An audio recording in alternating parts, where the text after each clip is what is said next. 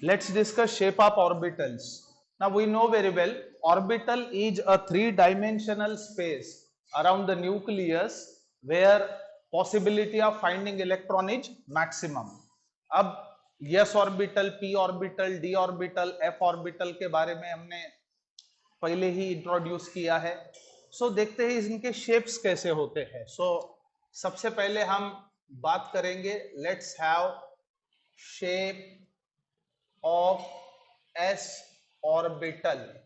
Shape of s orbital. अब s orbital के लिए एजिमुथल क्वांटम नंबर की वैल्यू होती है 0. सो याद रखें, for s orbital l is equal to 0, thus m is equal to 0 also. सो इससे हमें क्या पता चलता है? s orbital, so s orbital have only one unidirectional orientation. ये सबसे इंपॉर्टेंट चीज हमें समझना होगा. So probability of finding electron is same in all direction, यानी इसका डायरेक्शन नहीं है, it has no directional characters. So thus probability of finding electron is same in all directions. ये हमें समझ लेना होगा. अब जो साइज और एनर्जी है किसकी? s ऑर्बिटल की, with increasing value of n, वो कैसे होगा हमें समझना होगा. याद रखें, न्यूक्लियस के क्लोज जो ऑर्बिट होगा, जैसे पहला ऑर्बिट, उसमें अगर s ऑर्बिटल है तो उसकी एनर्जी सबसे कम होगी. उसके बाद सेकेंड ऑर्बिट में जो s ऑर्बिटल होगा उससे ज्यादा होगी, थर्ड में का उससे ज्यादा, फोर्थ में का उससे ज्यादा. यानी जैसे जैसे प्रिंसिपल शेल बढ़ते जाएंगे वैसे वैसे एनर्जी भी s ऑर्बिटल की बढ़ते जाएगी. So the size and energy of s orbital with increasing n, that is principal quantum number, will be. अब इसमें जैसे 1s ऑर्बिटल है, इसकी एनर्जी कम होगी, उसके बाद 2s, उसके बाद 3s, उसके बाद 4s. तो इस प्रकार से हम लोग बता सकते हैं. तो s orbital are known as radial node और nodal surface, but there is no radial node for s orbital, क्योंकि 1s ऑर्बिटल के लिए रेडियल नोड नहीं होता है. Why? Because it is starting from the nucleus and I mean near by the nucleus. So this is to be noted. सो s orbitals known as radial node or nodal surface. But what? There is no radial node for 1s orbital, as it is starting from the nucleus. ये हमें समझना होगा. अब s orbital के बाद बात करते हैं p ऑर्बिटल की. Let's discuss shape of p orbital. अब देखिए, p ऑर्बिटल के रिस्पेक्ट में हम लोग एजिमुथल क्वांटम नंबर की वैल्यू बता सकते हैं 1. So for p orbital L is equal to 1 and m is equal to -1, 0, +1. ये चीज होगा. इससे हमें क्या पता चलता है? दस p ऑर्बिटल हैज 3 ऑर्बिटल, ऐसे हम बता सकते हैं. Thus it has 3 orbitals, that is उनको हम लिख सकते हैं px, py एंड pz. ये इनके नाम है. सो p ऑर्बिटल का शेप होता है डम्बेल. और उनके लोब्स जो है वो सेपरेटेड है by the nodal plane. So opposite lobes जो है वो नोडल प्लेन से सेपरेटेड है। सो p orbital has dumbbell shape, and the two opposite lobes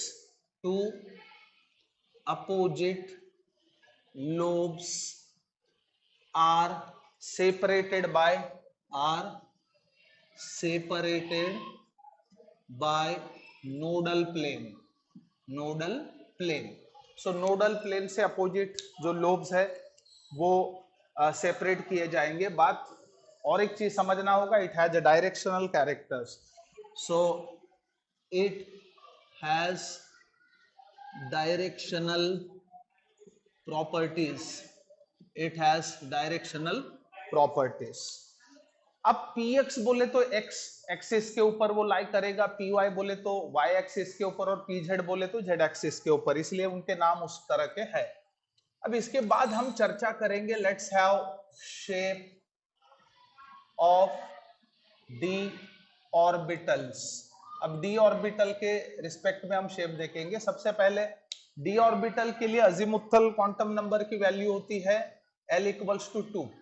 so for d orbital l is equal to 2 and m is equal to, m की values क्या होंगे देखिए, -2 -1 0 +1 +2। सो 1 2 3 4 5। सो इससे हमें पता चलता है कि d has 5 orbitals. So thus d has 5 orbitals such as, इनको हम नाम दे सकते हैं dxy, dyz, dzx, dx2y2 and dz2। so these are the d orbitals। अब each d orbital is identical in shape, size and energy। Her d orbital का shape, size, energy identical होता है, याद रखें। so each d orbital has identical shape, size and what energy, ये चीज याद रखें। अब d ऑर्बिटल का शेप होता है double dumbbell and it has directional character. So its shape is double dumbbell and has directional characters। अब देखिए इनके नाम कैसे आए, जैसे dxy बोले तो डबल डंबल, जो दो डंबल्स होंगे एक्स और वाई एक्सिस के बीच में होंगे। dyz यानी दो जो डंबल है, डबल डंबल शेप है, तो y और z एक्सिस के बीच में लाई करेंगे। और zx बोले तो x और z के बीच में।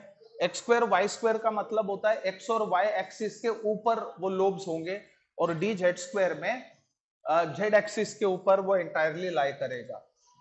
अब इसके बाद बात करेंगे shape of f orbital. So let's have shape of f orbital. देखिए f ऑर्बिटल के लिए हम बता सकते हैं अजीमुथल क्वांटम नंबर की वैल्यू होती है 3। So for f orbital l is equal to 3। Thus m क्या होगा, m इज इक्वल टू -3 -2 -1 0 +1 +2 +3।